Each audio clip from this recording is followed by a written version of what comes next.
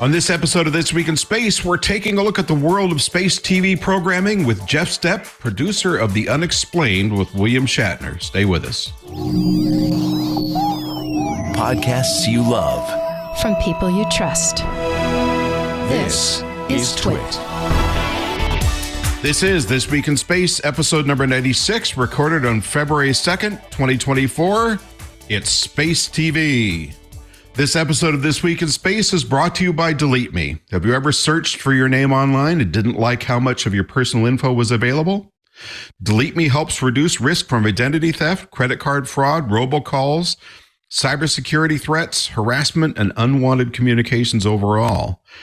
I've had the pleasure of using Delete Me, and I have to say it was much, much easier than I expected to get the service up and running.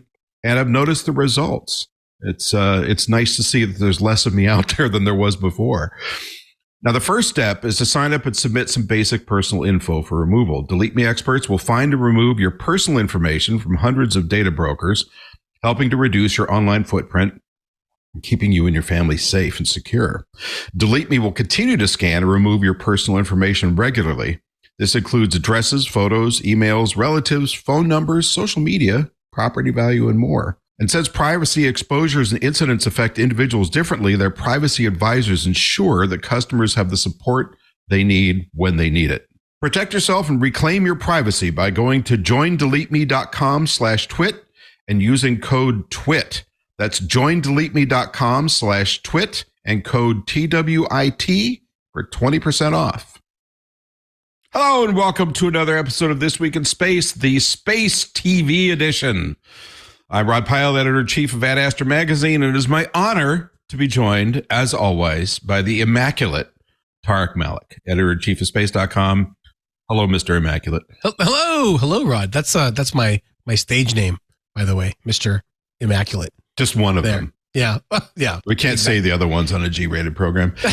Today, we are going to be joined by Jeff Stepp, who is a friend of the show and a friend of mine, and one of the titans of nonfiction programming for space and science television. That's right. Which is an increasingly challenged area, and it's great that there are people like this still involved, so that we don't start having to see all our science programming look like swamp people or something. I met Jeff while I was doing a quote expert appearance unquote on the History Channel's William Shatner's UnXplained, and also I don't think he does Ancient Aliens, but shows of that ilk. And he's one of the good guys that keeps this kind of programming on the rails, which is not always an easy task, as we'll find out. A couple of housekeeping memos. First up, Twit needs your help. And we want to keep our show in the air and Twit available to all, so you can help for just $7 a month by joining Club Twit, and we thank you. I also want to thank everyone who participated in the Twit annual survey. You helped us in our continuing efforts to refine and improve the great programming across the Twit network, which you should support by joining Club Twit. But I already said that. So as my countrymen from Wales might say, okay, I'm going to get blasted for this one. Dario Cella, which is, I think, thank you in Welsh, which is where my family came from, but I've never been there, so I'm sure I mangled it. And now it's time for the trademark Bad Dad space joke. This week, from regular listener, contributor, and good friend, and author and humorist, Martin Lawler is one of the smartest guys I know. He's got a very impressive intellect, and he can spin a good joke, which is sometimes rare for the show. Hey, Tarek. Yes, Rod. Why was Gemini 10 scared of Gemini 7? I don't know. Why? Because Gemini 7 ate 9. I love it. That's pretty good, isn't it? Yeah. It took me a second, and I went, damn, that's clever. He didn't get it out of a book. That was him. I saw where you were going, and I was there for it. You know, so I got to say, really? Yeah. I didn't see it coming. I read it and I was like, wait, what? Oh, I get it. Oh, yeah. That's like a classic dad joke that has a nice space twist to it. So, why was 6 afraid of 7? Right? Because 7, 8, 9. All right. My dad never told me that joke. Actually, my dad didn't tell jokes. That might have been the problem. All right. Well, as always, we invite you to contribute to our space jokes, which are usually lame, but that one wasn't. Send your best or worst to us. And don't forget to do us a solid. Make sure to like, subscribe, and all that podcast stuff, because it's free and we love you and we need it. Now, Yes. Headlines. Do-do-do-do-do-do-do-do. Here's the big one. Starliner at last, question mark? Wow. Still on track is the news On there. which track though? No, I beat up on Starliner. It's not fair, but it's really late. Yeah. I would like to see him fly. Yeah, and so the latest news, which came out over the last week, is that NASA and Boeing have basically put out a status report to say that Boeing is still shooting for mid-April. That's kind of the end of the status report. Is what this update was. But as our listeners might recall, Starliner's first crewed flight has been delayed for years after an initial failed uncrewed test flight, and then a second successful test flight several years later that was then followed by the discovery of lots of other issues in both the parachute system as well as apparently an entire interior lined with flammable tape that they had to then go in and remove. On the wiring, correct? Yeah, on the wiring, yeah. Yeah. And so they've been hard at work to fix all that. NASA actually said, and I quote, that teams have made significant progress in resolving technical issues identified during the agency's flight certification process. And those are the issues, the tape around the electrical wiring or along the interior, the connectors. Oh, I don't remember the name of them offhand now, but some of the vital connectors in the parachute lines that link it to the capsule itself. They weren't rated to hold the capsule up with like one parachute down. That was like a key safety need that they needed to do. So they've got all that fixed. In fact, since we last spoke about this, they've had some successful parachute tests with the new and final design, which is really encouraging. They were perfect tests. Nothing went wrong at all, which is always great to see. And so the crew capsule is getting ready to kind of get all of that work closed out, and they're still looking for like a mid-April launch, which is nice because you're not seeing the last few updates we've had. That launch date was like slipping until at the last one it slipped to April. So now they're still sticking to that, which is good. And so we've got about 3 more months, Rod, I think, to see how close they're going to get.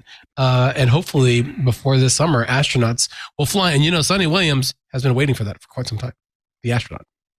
So as a guy who's written press releases for a living before, when people say significant progress, it always worries me because that could be like me saying, we've made significant progress in improving the quality of our jokes in our podcast. But I think with all eyes on Boeing for this, at least on the space side, now they're probably working very hard to get these problems resolved. Because a couple of them, I mean, problems with parachute shrouds, SpaceX had the same thing with the Dragon, but it wasn't the same type of problem. As I understood it. It wasn't that the materials weren't rated properly. It's that they were behaving in a way that they didn't foresee.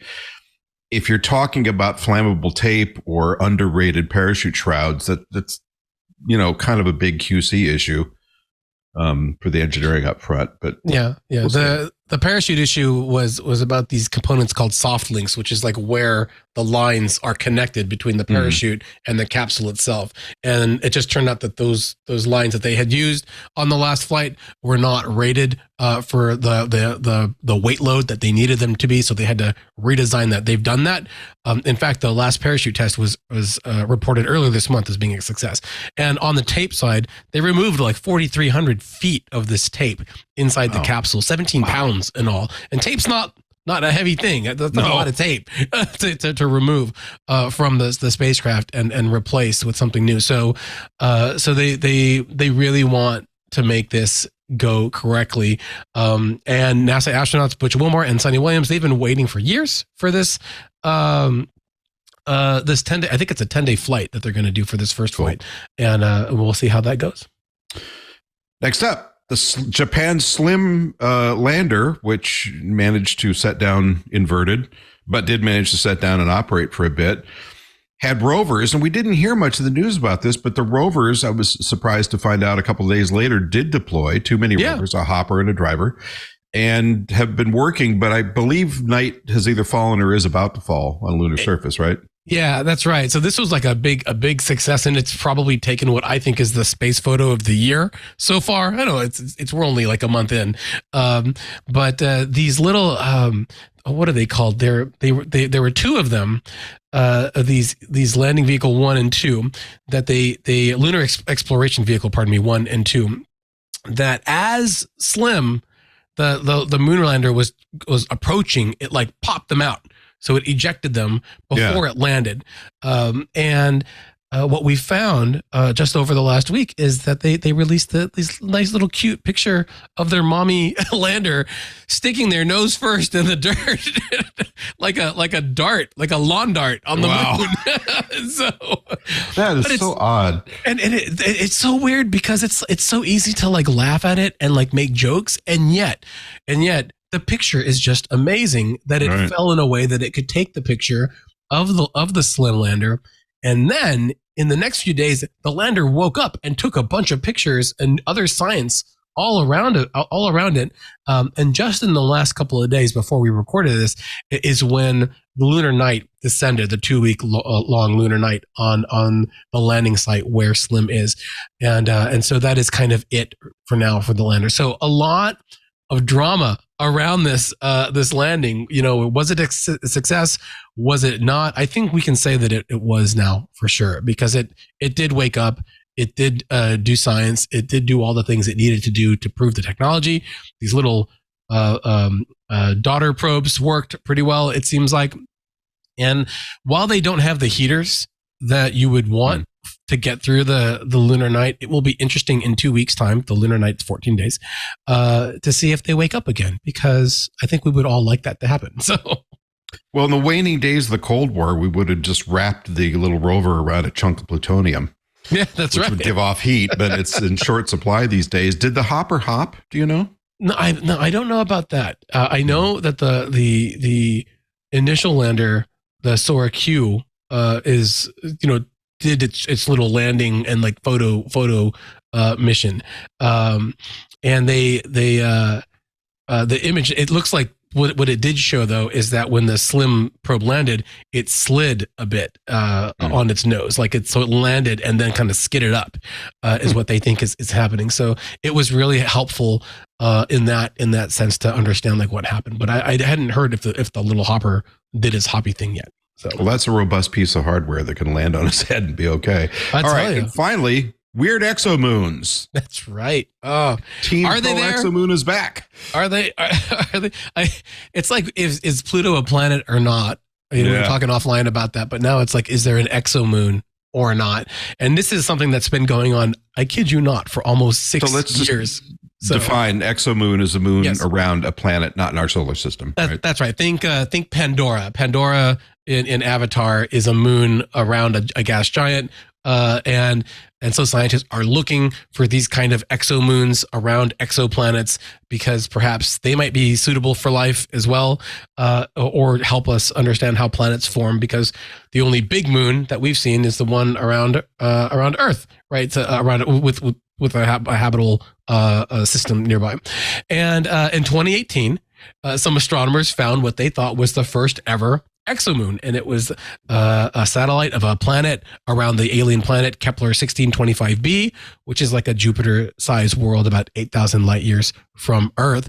And and that was really exciting. It was discovered by the Kepler Space Telescope, or spacecraft, right? Because Kepler was like a dimmable instrument, and but only then it's kind of been cast out for now, because in 2022 another set of scientists, which included the original researcher David Kipping, an astronomer at Columbia, said that they had found a second one there, and yet now people are saying that perhaps they weren't moons, that they don't exist at all, and yet another study is now saying that maybe they actually are there. So the big question right now is this really an exomoon, or is it not an exomoon? And so there's another team of astronomers that are led by researcher Renee Heller at the Max Planck Institute for Solar System Research, who says no, both of these exomoons around this planet don't exist, and now Kipping, the original discoverer, and his colleagues have produced this other paper that says no, they are perfectly valid exomoon candidates, and he thinks that they've shown it convincingly. And he says, and I quote, so what do I think is really going on, and why didn't they get a moon, is what he told us. So okay. Anyway. Well, very good. It's exciting. It's the next big debate, to exomoon or not, I think, in space right now. So, all right, very good. We will be back after a few moments to meet up with Jeff Stepp. Stay with us. And we're back with Jeff Stepp, producer extraordinaire. Jeff, thanks so much for joining us. We appreciate you coming in. Thanks for having me, Rod. It's good to be on the other side of the chair for once. Well, I was going to say, I have such pleasure now being able to put you in the hot seat for a change instead of me stumbling over my lines, which is, well, less said about that, the better. So if you would just give us a brief rundown of what you do now and how you got there, because you have an interesting career path and an interesting forward trajectory, and I'd love to hear a little bit about it. Yeah, so what I do now is I produce and write documentary television for sort of whoever will hire me. Right now I'm working on a show called The UnXplained with William Shatner for history on linear TV. And I've been doing shows like this for a long time. I started producing maybe back in 2010 on Through the Wormhole with Morgan Freeman, which was for Science Channel, and an amazing sort of, old school format of, talking heads and B-roll and some tech demos. But the first show where we really got to do real science and talk about real science without having to sugarcoat it or simplify it too much. And that just sort of kickstarted me. It's funny, I've worked on maybe 3 or 4 shows that is like title plus octogenarian celebrity. And I'm on my way. Yeah, Rod Pyle, we're getting there. I've done Morgan Freeman. I've worked with Lawrence Fishburne and William Shatner at this point. So, it's a hallowed ground on which to tread with these guys, and they're all great and fun to work with. But it's funny when you look at your career and you think, how did I get into this sort of format? But here I am. You mean, how did I get into the television presenter senior citizens home? I can say that, you can't. So to be clear, you worked with Science Channel, History Channel. Have you worked with Discovery yet? I've done a Discovery show, a different, not the sort of science talking head doc format. This was called Hard to Kill with Tim Kennedy, which was, we take this guy, former SEAL, hardcore alpha male person, and throw him in a bunch of, survival scenarios. And, we tossed him out of a helicopter in Alaska into a frigid lake and, watched him try to survive and stuff. Please don't do that with me. I heard that's the sequel, right? For the series. Watch Rod float and die. Yeah.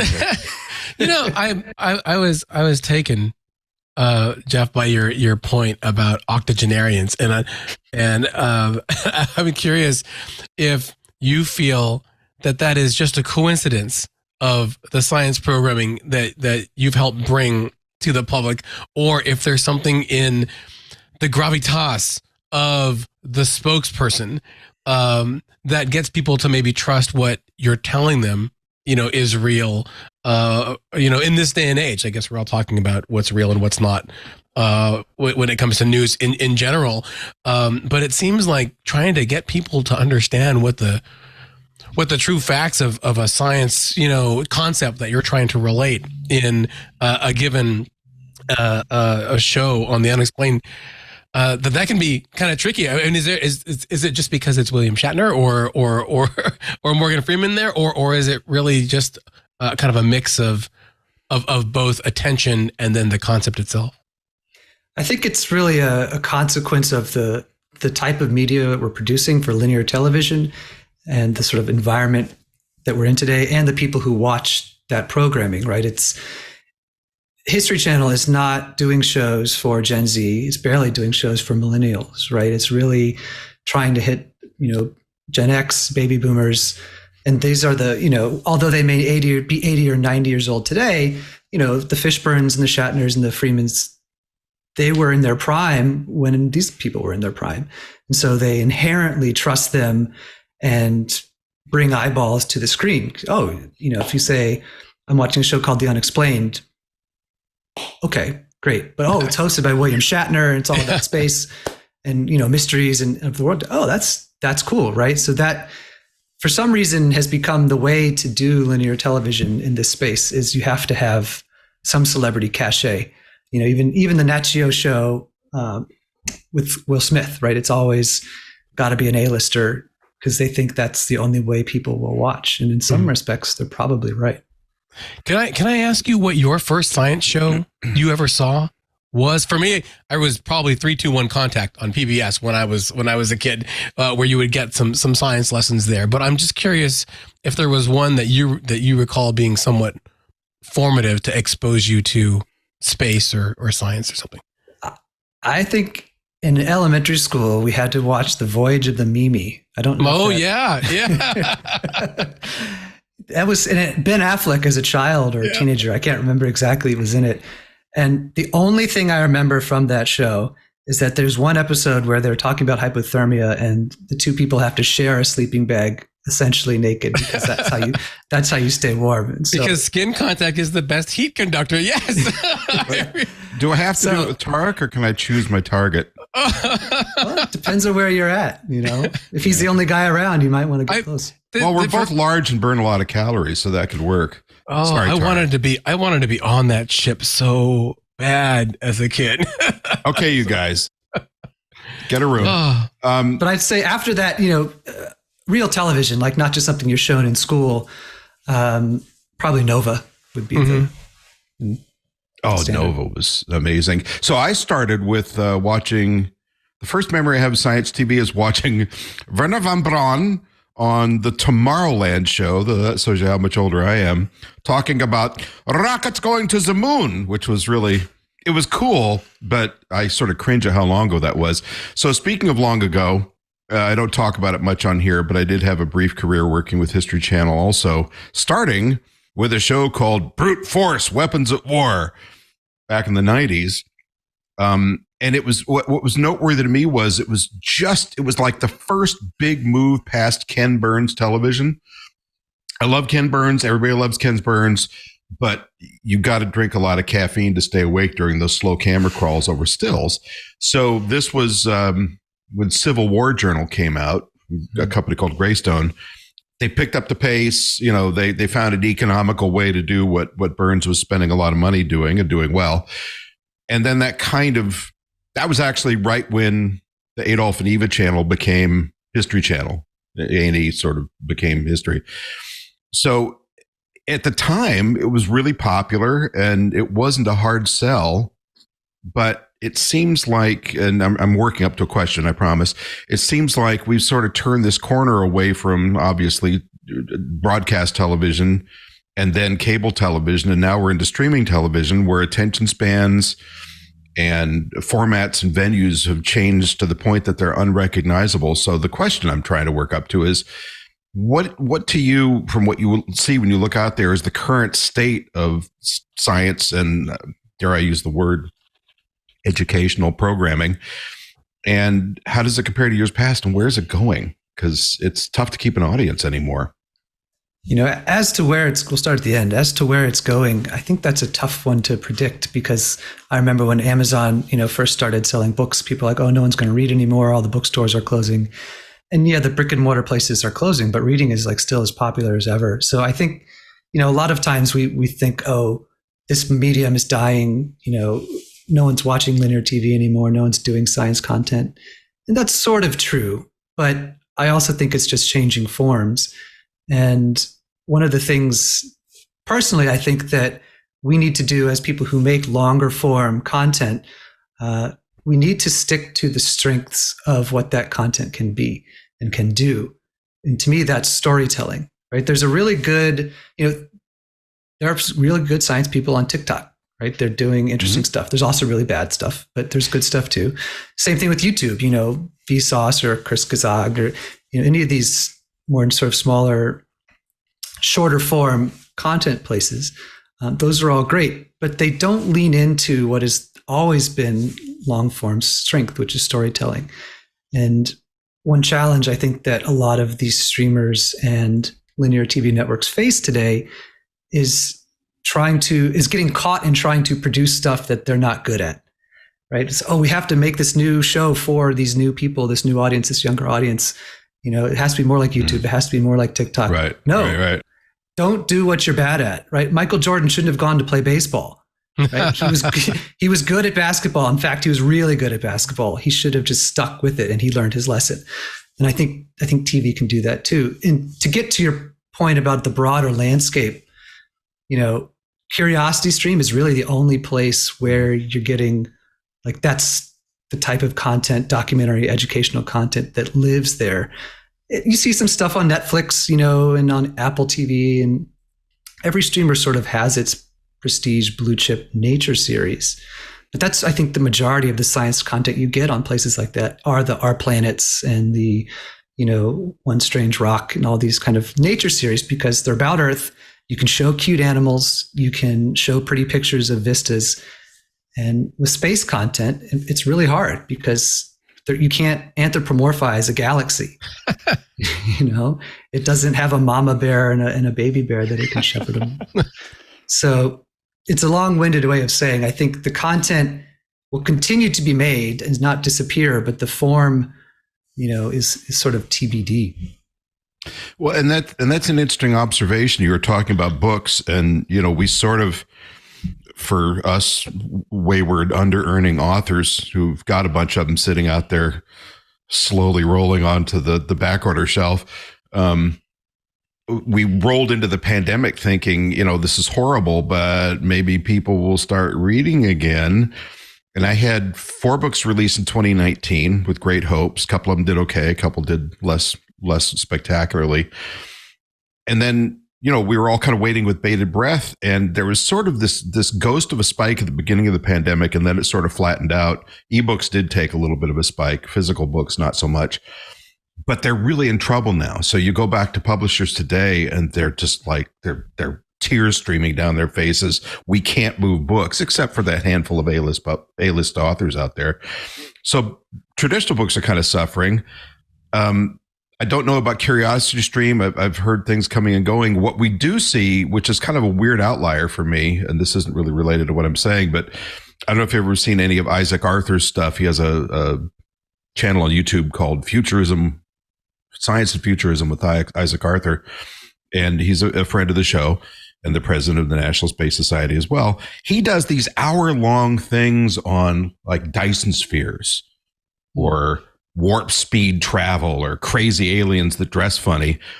And it's him talking with an hour of cut and cover, pretty pictures. But it's 45 minutes to an hour, and he gets between 500,000 and 1 million views. And it's a real head scratcher to me because I've done stuff that's 6 and 7 minutes for the organization that they're trying to get, 1,000 views. So it's bizarre, you're talking about the information still sells, but it goes into various different venues. But that one was a shocker to me because I had been told as an older guy, everybody is saying, no, it's got to be 3 minutes or less or 6 minutes or less. Here comes this guy slowly talking through an hour, and people seem to love it. And it must drive the networks nuts trying to figure out what's next. Yeah, it's weird how those things catch fire. It's the same was true with any sort of product or, food or trend, like the ice bucket challenge. Sometimes something just takes off and there's no way you can really predict it. And I think the trap that a lot of content creators fall into is they see, okay, someone did X and it was successful. I'm going to do X, so it's going to be successful. The truth is it's not, right? It's never, if you try to ape something else, it's not going to be as good.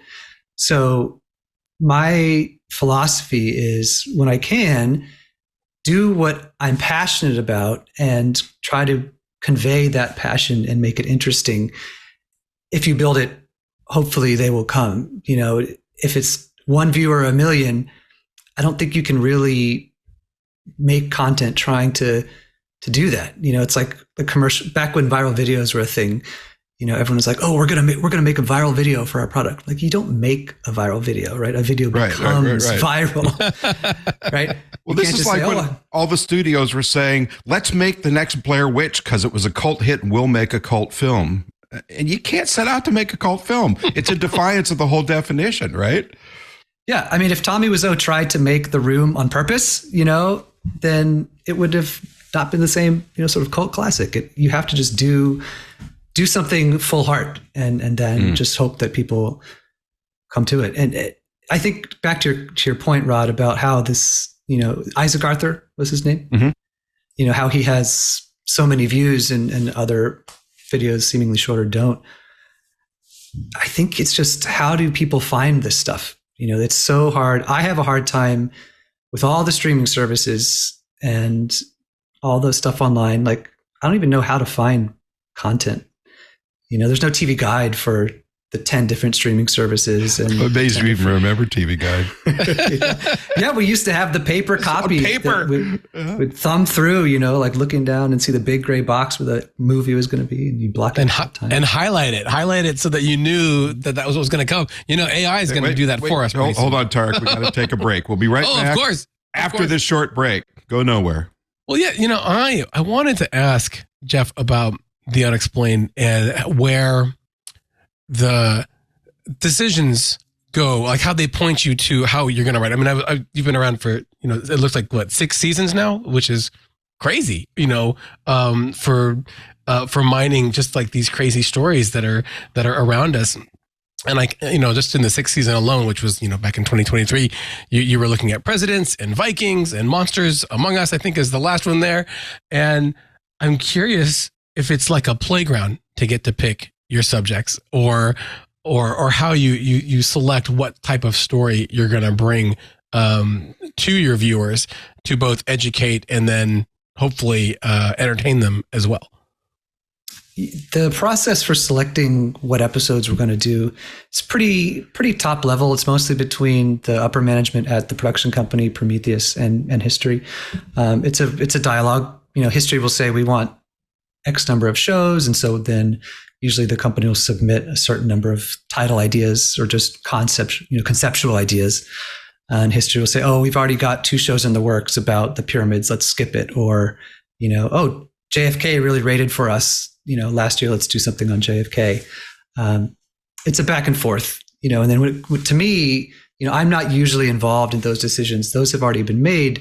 I often get a choice of, hey, here's the 10 shows we're doing per season. Which ones look interesting to you?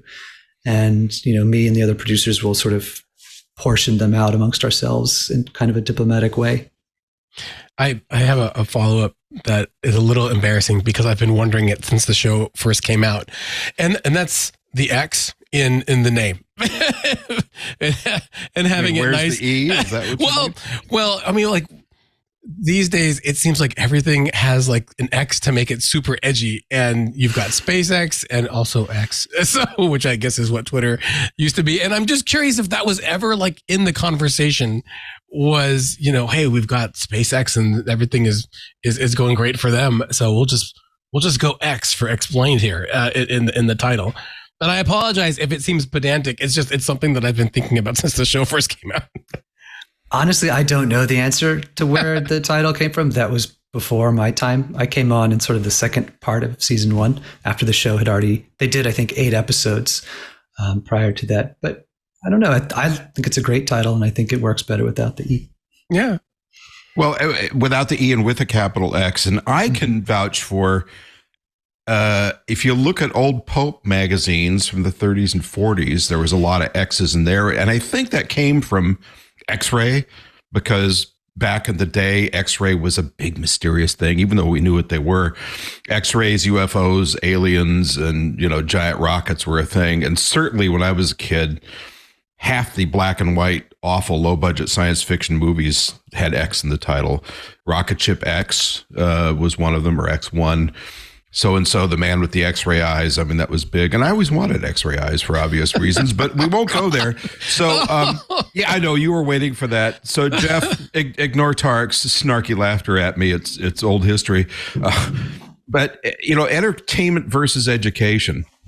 So again, back when I was getting into reality, or then called documentary TV, TLC was the learning channel, and others were trying to do basically entertaining school on television, and it was a mission that slammed right into a brick wall of no, people want to be entertained. And now, of course, that's just de facto for all of us. So, you know, when you're creating these scripts and trying to frame up a show, how do you parse out the value or the amount of volume cranking you do on education versus entertainment versus whatever else you got to put in there? It depends on the show you're working on. It depends on the network you're producing it for, and certainly the production company that is making the show, because ultimately, you know, they're going to be the guardians of the content that comes out of their company. But I will give you a more specific answer than that, just saying it depends. It's really tough. I think one of the hard lessons I had to learn very early on in Wormhole, not as much on Wormhole, but still, is that most people don't care. And you have to sort of accept don't care about sort of, let me rephrase that. It's not that people don't care. It's just that they come to television not to be talked at, even if what they're being talked at is really, really interesting. There's always got to be some sort of cheese to wrap the medicine in. And, you know, that's what a mentor used to say to me a long time ago. And you have to give a lot of cheese, honestly. And you just, as much as you and I and the people, you know, watching, listening to this would love to just sit and listen to scientists talk for 45 minutes to an hour, we're sort of the outliers, you know, and just because we really like it and we are interested in it doesn't mean that 1 million or 10 million people are going to also be interested in that.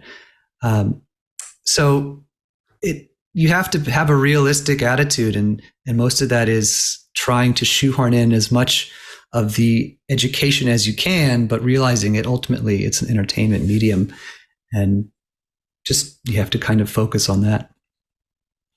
That's an interesting observation, because when I was first doing radio as a follow-on to the whole authoring thing, we have a talk station in LA called KFI that I was working on.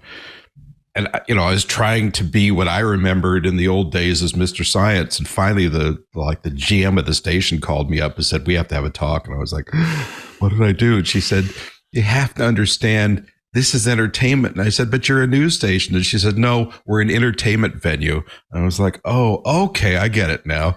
So I guess you're kind of in the same boat. I hate to step on Tarek's next question, but I will. How are topics chosen and researched? Because you come up with some really fascinating stuff. And I have to say, I am stunned. I mean, I research junk for a living for articles and books. I am stunned at the stuff you guys come up with and the depth and with you researching on those schedules, because your notes, when I get them, are really great. I mean, they're astonishing how much work you do. But how do you pick the topics? I'm usually given a list of what topics we're doing that season, and I'll get, you know, say there's on Unexplained Mysteries of the Universe, the series that I'm doing now, there's me and one other producer. And so we will divide and conquer, you know, hey, Sun episode is something I'm really interested in. Can I have that? And you can have Venus or something like that. So the topics are sort of culled from a larger list before I get involved in the show. By the time I come on, I'm given sort of a list that I choose. And then it's really up to me and my AP and my co-EP and our researchers to say, okay, you know, our title is Dangers from Space. Okay, that could be a lot of stuff, right? How are we going to fill that out? And that's when we start brainstorming. And it's a very, very collaborative process, but you think in terms of 6 acts, right? So we need 6 stories, sometimes just 5. And you know, they can connect. They don't have to connect. But we just think, okay, what are the obvious low-hanging fruits? Okay, asteroids, right? How about CMEs or, you know, aliens comes up, you know, let's be real. Right. They are going to kill us all, right? If science fiction has told us anything. No, it's pandemic asteroidal spores. You know, it's true. I think that's called panspermia, right? Right, Rod? Well, it depends on which spores you're talking about, but yeah. Okay, just ask your question. Don't be weird. No, well, as a bit of a follow up to the I guess how the sausage is made for the show, we haven't asked about what it's like working with William Shatner yet directly. We talked about it a little bit in the beginning, but the guy is Captain Kirk. He was TJ Hooker when I was growing up too, and I'm wondering what it's like to work with someone like that. It sounds like you've had a lot of experience, obviously, in your career working with stars to get those messages across. And I'm wondering if his kind of status as not just a sci-fi icon, but someone who's actually flown in space, Rod. He has actually flown in space on a rocket. Hey, I give the rocket guys a lot of kudos. It's the other ones I snark at. If that for folks who don't remember, he launched on Blue Origin's New Shepard in 2021. I'm just curious if you were a big fan of Star Trek before you started working on the show, or just his work there, and if. Well, you're assuming he's a big fan of Star Trek. I'm assuming. I'm just asking what it's like to work with him. So, I don't think I've ever got to meet him, Jeff. So. I was never a huge Star Trek fan, not because I was not a fan. I just wasn't something that I was interested in growing up. Sort of, I've come to it more later in life. But with Shatner in particular, I mean, he's a true professional. I mean, really, and same thing goes with working with Morgan Freeman too. They're very similar in that they are incredibly smart, and they've been around a long time, and they know what they're good at, and they know how to do it. And you sort of just have to let them do their thing. Shatner in particular, you'll write something, you'll write a half-page stand-up to open the show, and you think, oh, this sounds like Shatner. And then you listen to him and watch him do it, and it's just magical. I mean, the little intonations, the things that he makes funny that you didn't even realize were funny, and kind of tongue-in-cheek, it's really a wonder to watch, and it just happens instantly. The camera rolls and boom, he's the guy he is. And behind the scenes, very generous personality, does a lot of charity work. I actually got to go to this charity he's involved in. I can't remember the name off the top of my head, but it's a horse rescue in downtown LA, south of downtown LA. He's very involved in philanthropy, and took us out to a nice lunch when we first started on the show. And so, to answer your question about Shatner, it's everything you would hoped it would be. You want to work with people who are sort of will hold you to task, right? You don't want someone who's just phoning it in and doesn't care what you do or if your words are good or not. He'll question you about things and say, why are we doing it this way? Or what is this background? And you want someone like that to work with. Yeah, this is kind of off topic, but years ago, I was dating a woman who had a horse up in Burbank in a big stable they have up there where a lot of rich people hang out, including Mr. Shatner and his horses. And I remember seeing him there one day from a distance. I mean, there's this kind of electron cloud of people around him, but I could see over their heads. And he was sitting astride his magnificent mount. And he does this thing, which maybe a lot of people could do. I don't know from horses, but he would kind of do that thing they used to do in Westerns and think to the horse, I suspect, okay, walk sideways. Okay, walk backwards. And the horse would do this perfect stuff with the slightest of physical commands. And I've never really understood that whole human horse bond, but it was pretty remarkable. But that's not my question. My question is, pursuant to what we were talking about earlier, we're kind of getting to the point where the age of the gatekeeper seems to be diminishing in media. So when I was a kid for news, it was people like Walter Cronkite and Frank Reynolds, were the big network news stars. When you guys were coming up, it was probably other people. Sorry, I'm getting pinged here. But in book publishing, it was, the editors or the publisher themselves. And with the emergence of what would we call it? Mass created media, I guess. You no longer have to be a media company to make media. Obviously, you can just be a person. They may or may not be a particularly responsible gatekeeper, which is something that's creating a problem. Also, algorithms that select material that's going to feed you what you already want. If you're looking for entertainment, that's great. If you're looking for news and facts, it's not so great. So I'm kind of casting a wide net here, but do you have any thoughts on the whole idea of the gatekeeper? Because you kind of are one, and you may be one of the last ones. Or is it self-selecting that people will seek them out? I don't know if I really am a gatekeeper, to be honest. I think I'm still the one trying to storm the castle.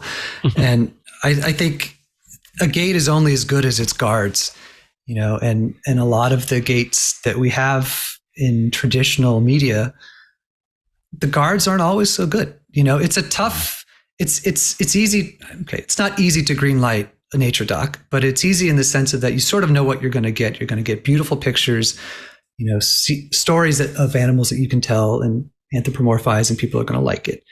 With science content and engineering content, and it's hard to visualize what you're going to get. And it requires a bit of understanding of certain things about how the world works and how the universe works to even understand what you're being given.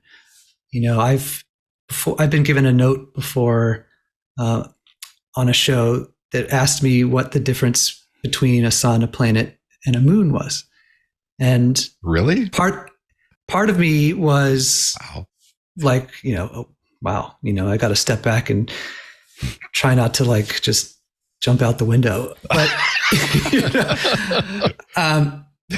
but it makes you realize that before it even gets to an audience, it's got to get through a lot of layers of management and people, executives and approvers and gatekeepers, like you were saying. So I'm all for the gatekeepers getting younger. It's not to diminish the people who are doing their jobs well, but it's a space where space is hard to understand. So, I don't think we should have no gatekeepers at all, right? It shouldn't just be a free for all, because then, I mean, an algorithm is basically a free for all, right? Let's get real. It's not doing anything it's not smart, much of a gatekeeper. Right? It's designed to make you click and make you angry and just keep your eyes hyper focused on your little screen, right? There's nothing like how are we going to provide the best content or the most truth content. So I think that's reflexively gone in the wrong direction.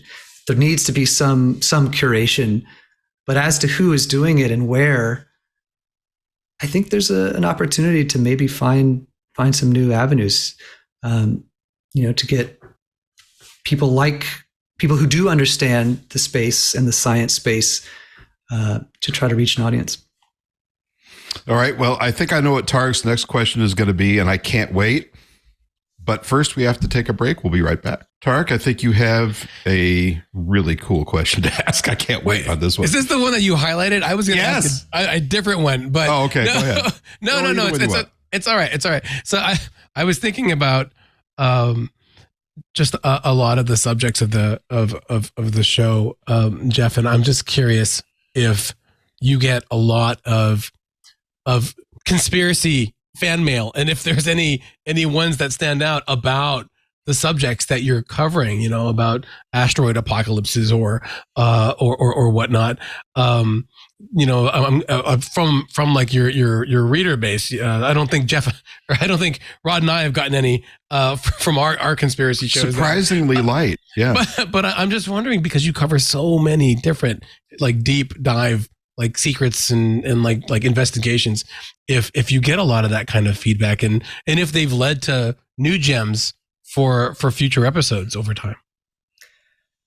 Personally, honestly, thankfully, I haven't received a lot of stuff communicated to me, but we do get mail and email and never really phone calls, but people come in with some really weird stuff, and I can't say that it's ever generated an actual TV show. Mm-hmm.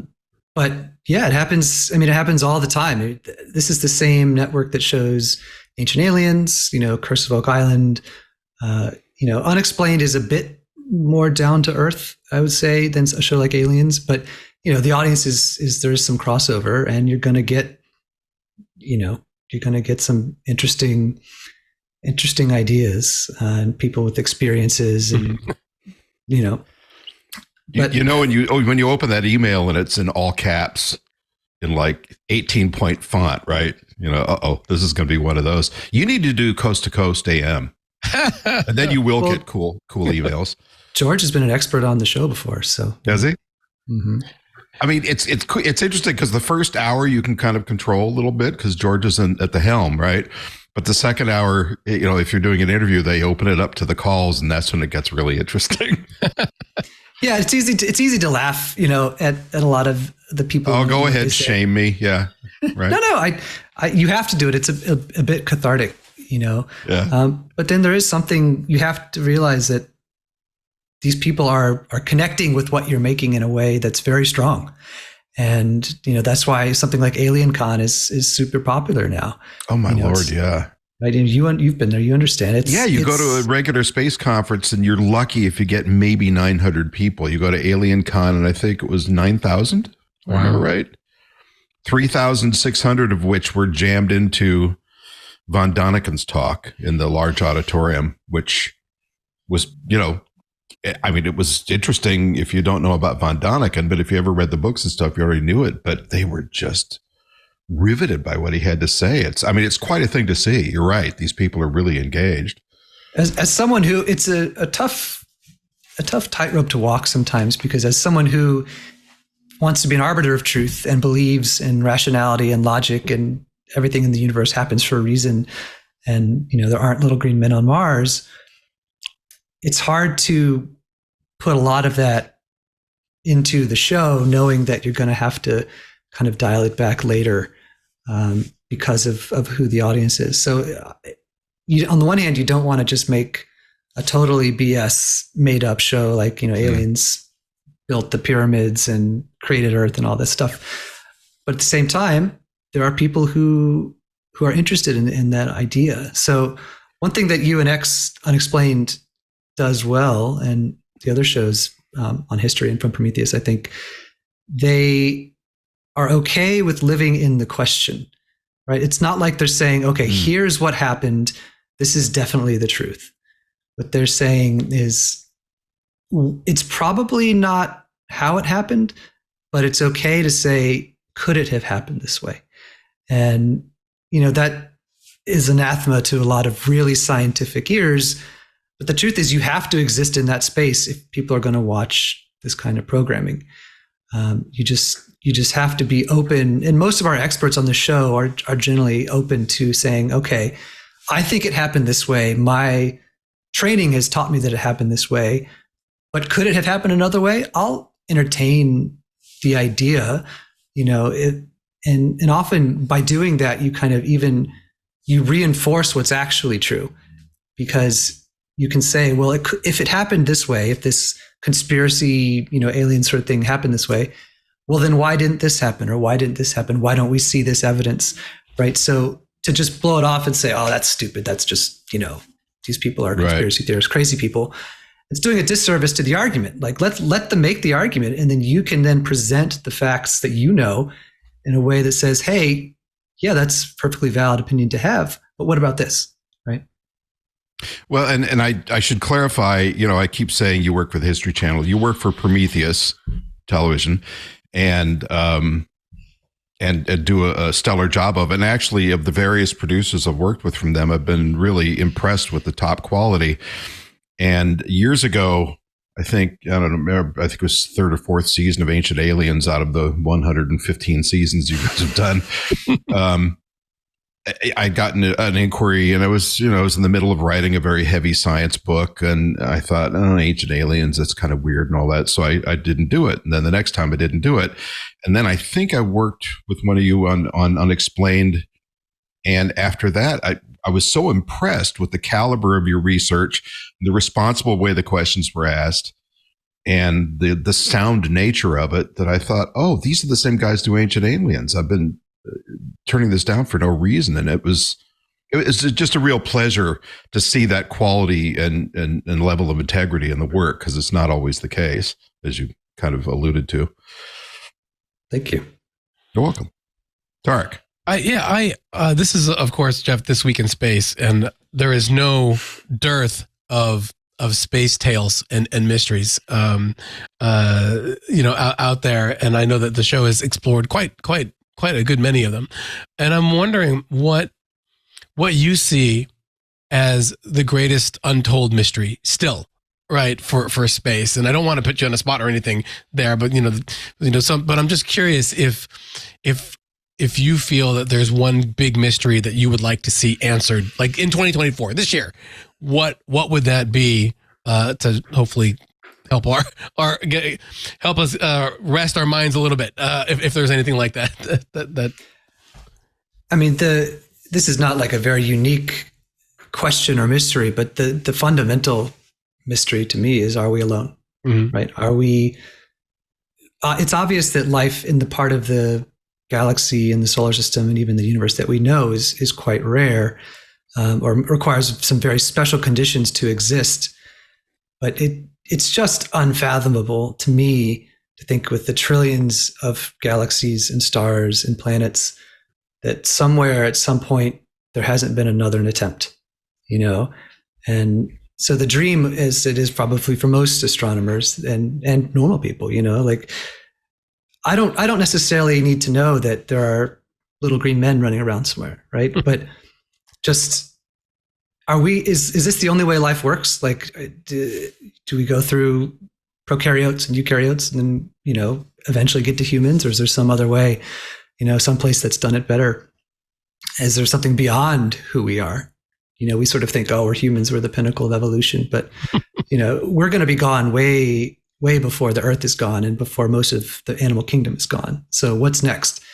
So that to me would be, it's not going to, question's going to be answered in 2024, but we continue to get hints, and, JWST obviously is helping us find exoplanets and even start to analyze some atmospheres, and hopefully the Habitable Worlds Observatory, when that launches in a few years, could get us even closer. It's this incremental step. It's unlikely, unless, Close Encounters of a Third Kind show up on our doorstep, that we're going to know instantly. But the biggest mystery has to be, are we alone? I mean, it just seems so improbable. Yeah.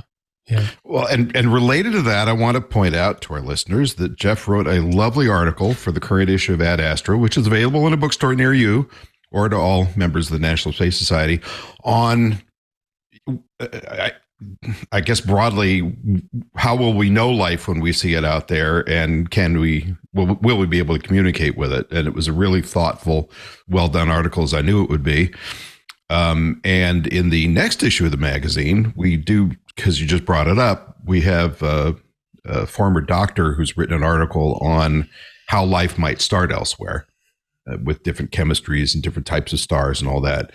And it's interesting. And I had to back a lot of chemical formulas out of it, but it looks pretty good now on Tarek's advice. My question for you, sir, is, and it's a big one, so feel free to take a swing at the ball wherever you want to plant it. What's the future of the kind of TV you're interested in doing? What are you going to do next? And what's your next article for Ad Astra going to be about? The future of the TV that I'm doing, I currently, it's hard to see it not evolving into something new. We're getting to the point where this type of format, I think, is it needs a bit of a refresh. What that looks like, I'm not totally sure. I mentioned at the top of the show, I think people who do long form content, we need to lean into what long form is really good at. It's telling stories.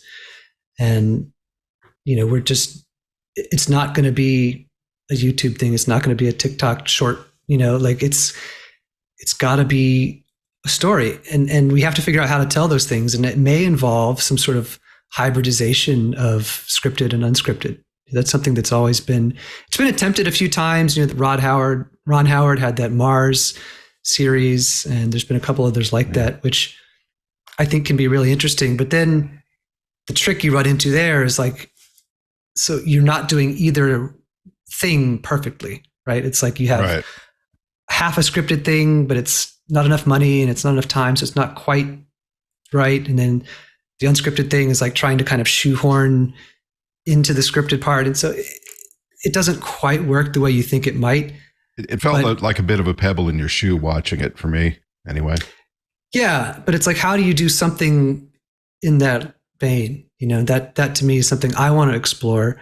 I think I just want to make content that people are interested in. You know, people think, oh, nobody watches science TV or nobody. Well, that's not true, right? There is an audience for anything. If people tune in to watch, like, you know, women sitting on balloons for fun, you know, like, there's got to be a niche audience for what we do, and we got to capture those people. Because you see them, you know, on forums and on Reddit and just in comments, and people you meet on the street. Everyone I talk to when I work on these shows, you know, every civilian I meet, they're fascinated by this stuff, you know, and say, oh my God, I could listen to that all day. Or I used to get high and watch Wormhole and just think, wow, this is the coolest, you know, coolest thing on earth. And so those people exist. And it's the tricky part is, of course, how do you find them then for outlet? How do you monetize it? And that's what scares me a little bit. It's like, are we going to have to start relying on philanthropy? You know, like just people like the Gates Foundation or something, you know, sponsors a series, you know, because no streamer is going to take it on because they're afraid they're going to lose money. Maybe we have to start thinking of these things as loss leaders. I mean, I think, you know, it's just kind of the fact of life there.